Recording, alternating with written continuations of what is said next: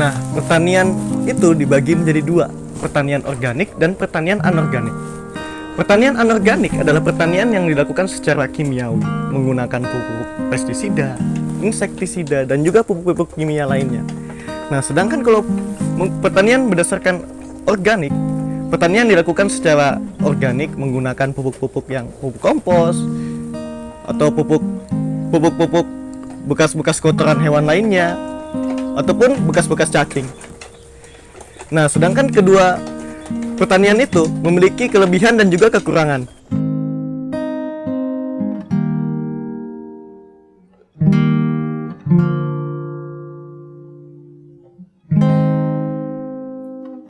Nah, kembali lagi nih teman selanjutnya. Di sini saya bersama Pak Dedi lagi. Gimana kabarnya Pak Dedi? Nah, di sini itu kita akan membahas tentang apa sih itu pertanian organik dan anorganik. Mending kita langsung tanyain aja sama Pak Dedi. Nah, di sini Pak, kami mau bertanya, apa sih itu pertanian organik Pak, menurut Bapak? Jadi menurut saya ya, pertanian organik itu banyak macamnya menurutnya. Iya. Jadi banyak pandangan orang bahwa pertanian organik ya pertanian alami gitu, pertanian tradisional yang masih alami. Namun menurut saya itu banyak macamnya karena seperti kebun saya ini konsep dengan integrated farming, artinya ada ternaknya, ada ikannya, kemudian ada sayur dan ada buah. Itu sebenarnya tidak ada masukan dari luar gitu. Pengertian pertanian organik sendiri memang tidak menggunakan pupuk-pupuk kimia sintetis, juga pestisida kimia sintetis seperti itu. Namun selama ini yang kita kenal bahwa pertanian organik tidak hanya pertanian organik yang alami itu tadi. Betul. Jadi pertanian organik juga kita harus bisa menyambungkan atau menggabungkan dengan konsep pertanian yang lain seperti tadi. Jadi dalam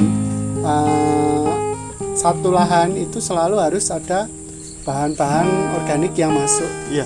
Gitu. Namun ada juga yang menggunakan pupuk-pupuk kimia yang sebelumnya sudah proses dulu. Iya. Artinya memang kalau full pupuk organik kadang tidak mampu untuk mencukupi kebutuhan nutrisi dari tanaman, sehingga memang kita ada yang membutuhkan pupuk kimia. Iya. Seperti itu. Namun diproses dalam bentuk pupuk cair di sini. Nah, berarti proses pembentukan itu. Penggunaan pupuk organik itu nggak hanya full dengan organik aja ya Pak, berarti ada yang memang full, ada yang memang awal menggunakan misalnya dalam 3000 meter satu tabung ini hanya menggunakan 5 kilo misalnya, yang mungkin banyak orang menggunakan misalnya 50 kilo atau 100 kilo. Nah, kita hanya menggunakan 5 kilo hanya sebagai starter atau sebagai support awal, biar dia lebih cepat berkembang. Namun dari kebun saya sudah cukup sebenarnya dengan urin ternak, urin kelinci yang saya pakai, kemudian kotoran kambing yang saya pakai, kemudian dari rumput-rumput itu juga bisa untuk pupuk sebenarnya. Dan saya selalu membuat POC dari limbah buah-buahan. Ya, seperti itu. Nah, seperti itu. Penggunaan pupuk organik itu memang sangat diperlukan, tapi terkadang kita juga membutuhkan pupuk kimia gitu sebagai starter awal buat penumbuhan tanaman-tanaman. Terus lanjut lagi nih Pak ke pertanyaan kedua. Ya. Mengapa harus beralih menjadi petani organik? Apa saja sih keuntungan menjadi petani organik itu Pak? Nah, saya memutuskan menjadi petani dan petani organik itu yang pertama adalah saat ini itu tanah itu sudah rusak ya. Artinya dari revolusi hijau yang lalu itu banyak orang dipaksa untuk wajib menggunakan pupuk kimia. Nah, namun tidak dibarengi dengan memasukkan bahan organik di dalam lahannya, sehingga tanah itu akan semakin kritis, semakin rusak, dan mungkin tarafnya sudah sakit tanah itu. Nah, sehingga butuh masukan lagi untuk bahan-bahan organik ke dalam tanah. Seperti itu. Nah, saya mencoba untuk menjadi petani organik dan saya mencontohkan sendiri gitu. Artinya saya kalau ngomong ya saya sudah melakukan gitu. Nah, menjadi petani organik itu juga akan berbeda dengan petani yang lain. Keuntungannya adalah yang pertama untuk harga.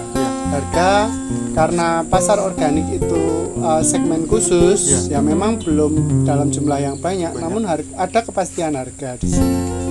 Yang kedua, selain sehat petaninya, sehat konsumennya, juga tanah kita juga akan sehat, gitu loh. Karena akan banyak bahan organik yang dimasukkan ke dalam lahan.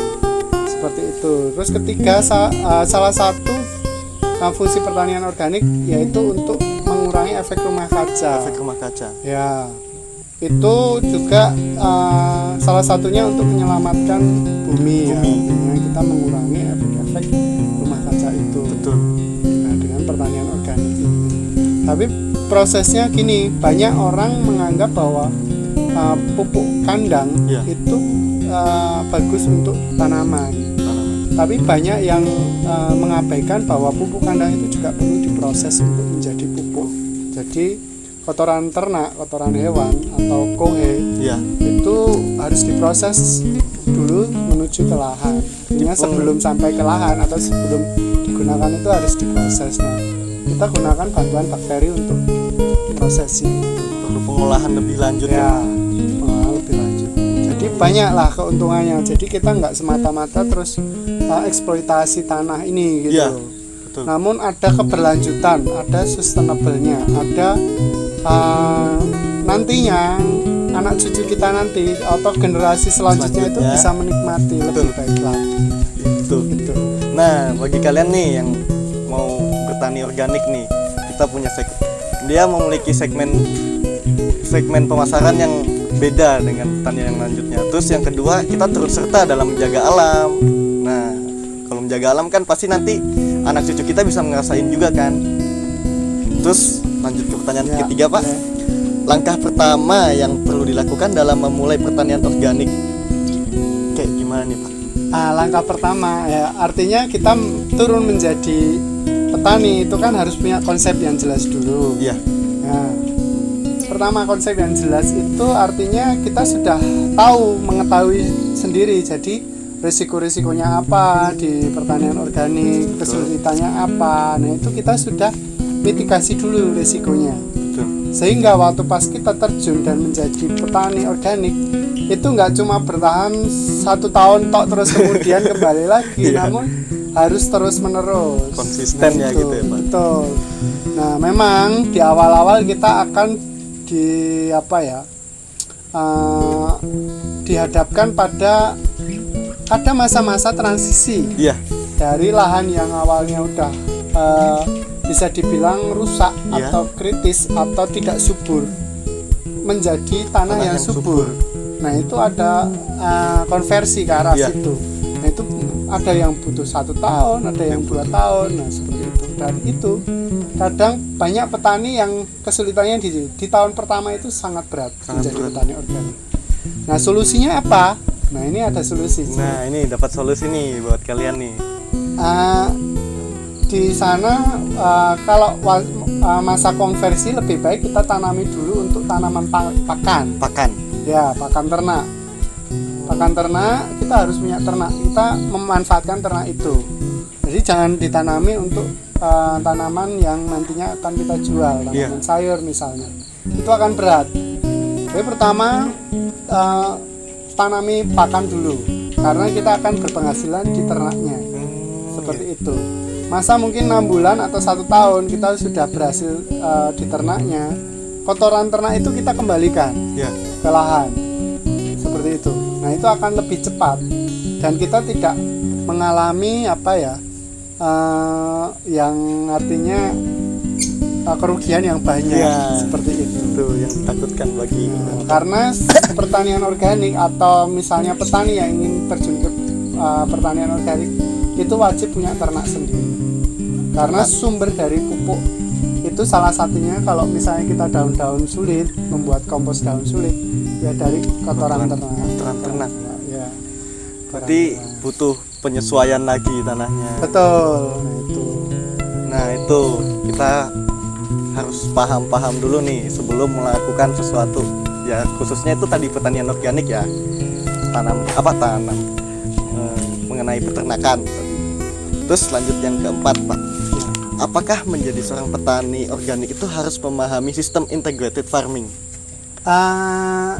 Integrated farming itu sebuah sistem yang luas ya. Iya. Artinya kan integrasinya itu sampai mana? Betul. Artinya itu di sini kan ada namanya ikan ya, ada kambing dan kelinci, ada buah, ada sayur. Jadi ini saling melengkapi. Misalnya sayur yang karena kemakan hama itu kurang layak untuk dijual, Ya. kita kasih ke ternak seperti itu. Dan di lahan ini itu juga kita tanami pakan untuk ternak. Nah, dari kotoran ternak itu juga akan kembali lagi. Jadi kita dalam konsep integrated farming itu sebenarnya untuk mengurangi HPP gitu loh, mengurangi harga pokok produksi. Iya. Yang kalau bisa dibilang kalau kita apa-apa serba beli, Betul. itu ya jadi mahal. Nah, dengan konsep integrated farming ini kita pupuk itu menyediakan sendiri. Nah, sehingga yang paling banyak adalah kita mungkin sewa lahan dan tenaga kerja. Iya. Nah, bagaimana mengatasi tenaga kerja? Nah, kita juga bisa membuat sistem irigasi Ya. jadi untuk berusaha untuk mengurangi lah beban tenaga kerja. Khususnya Jadi dari sistem. Jadi kunci di pertanian itu sebenarnya ada dua, sistem nutrisi atau pemupukan dan Ya. sistem irigasi atau penyiraman. dua Nah, ini. kalau dua ini berhasil itu akan bagus lah. Nah itu pemupukan sama nutrisi dengan penyiraman. Terus nomor 5, apa sih keuntungan dari integrated farming itu sendiri? Kenapa harus menerapkannya? Ya itu sebenarnya integrated farming itu yang saya terapkan itu nggak cuma dalam satu lahan ini, Ya. saya sampai ke integrasi ke penjualan. Iya. Jadi saya punya pasar sendiri, ya tanam sendiri. Ini belum sampai ke membuat beli sendiri. Jadi memang arahnya nanti kalau bisa memang integrasinya sampai segitu. Cuma kita akan berbagi dengan petani yang lain agar petani juga melakukan hal itu karena mengurangi HPP. tadi Keuntungannya itu sebenarnya dengan konsep integrated farming ini itu kita lebih murah lah tani ini dan akan lebih ringan gitu. Nah, cuma pendapatan itu kan nggak cuma dari pertanian aja, kita Iya. bisa pendapatan dari perikanan. Nah, perikanan juga di sini ada juga pembenihan gitu. Jadi kenapa tidak produksi karena waktunya mahal dan nilai ekonominya kan lebih tinggi yang di pembenihan. Kemudian ada di kelinci. Nah, kelinci itu kita ambil urinnya sebenarnya. Jadi menjadi petani itu juga harus harus tahu lah artinya mana yang cepat menghasilkan Iya, betul. uang dan kita menekan sebanyak mungkin untuk biaya pengeluaran. Nah, itu Termasuk salah satunya keuntungan melakukan integrated farming itu. Dan kita tahu bahwa di sana itu kan nggak cuma satu, nggak Iya. monokultur, jadi macam-macam tanaman.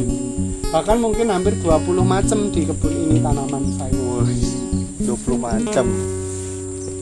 Berarti itu harus setidaknya kita harus menekan yang namanya biaya produksi itu Ya. semaksimal mungkin. Karena ya, Pak. gini, saat ini sayuran organik, buah organik itu cenderung harganya agak mahal ya, Iya. artinya lebih mahal dibanding yang konvensional dari pertanian konvensional.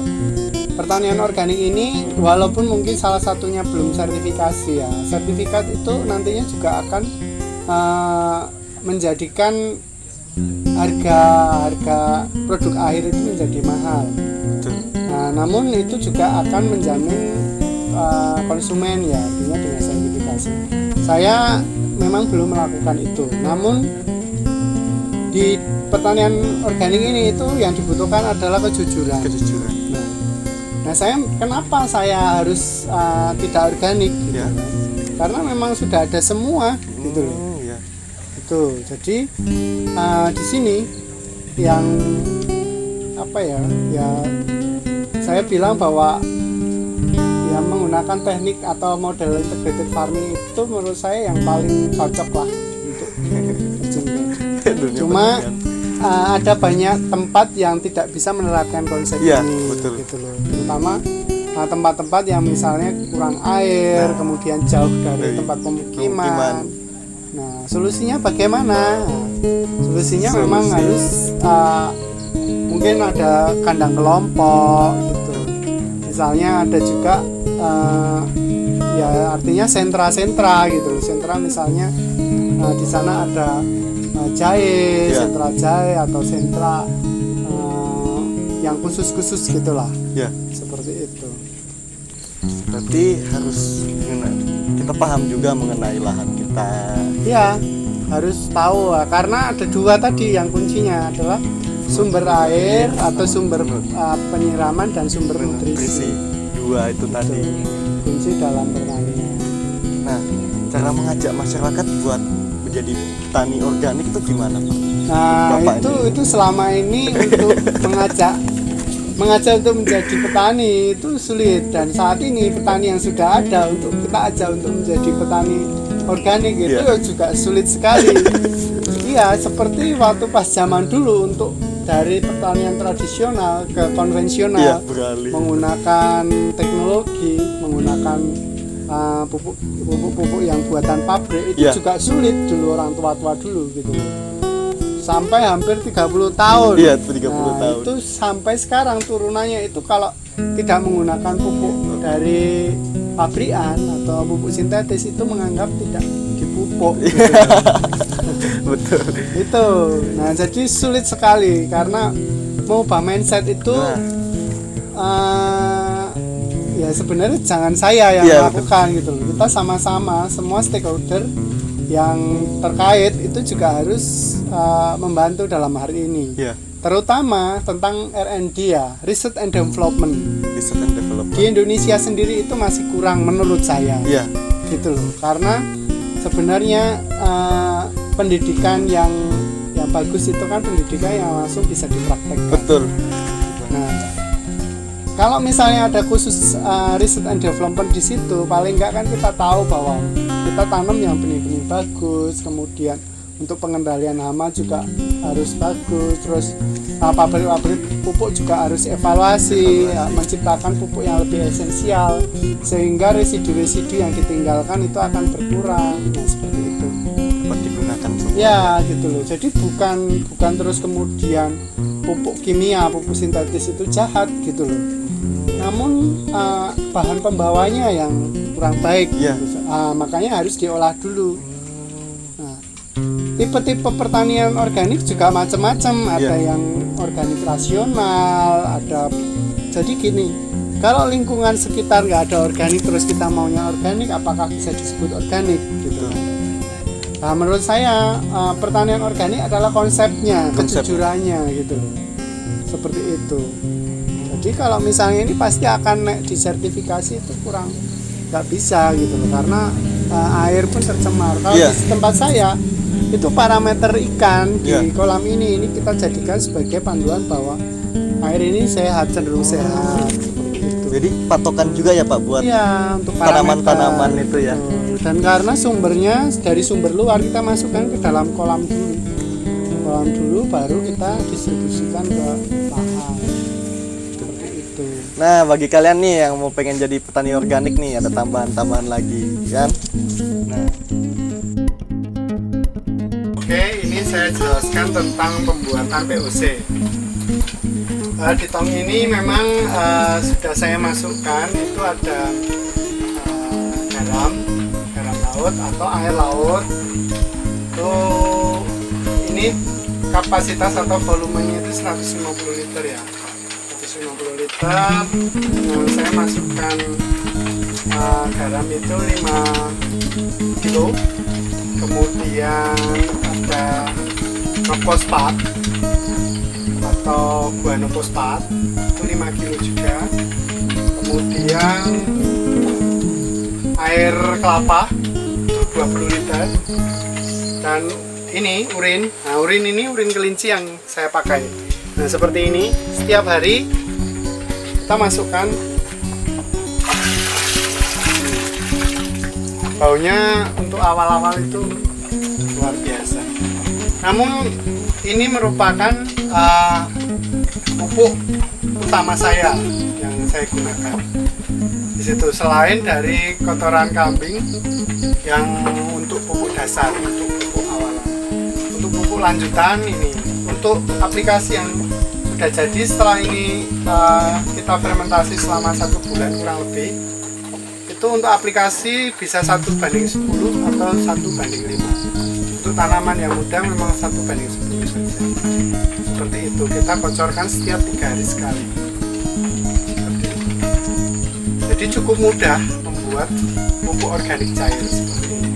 Salah satu bahan utamanya adalah urin kelinci. Ini yang sudah umur 1 bulan fermentasi, jadi baunya itu tidak seperti awal ya. Jadi ini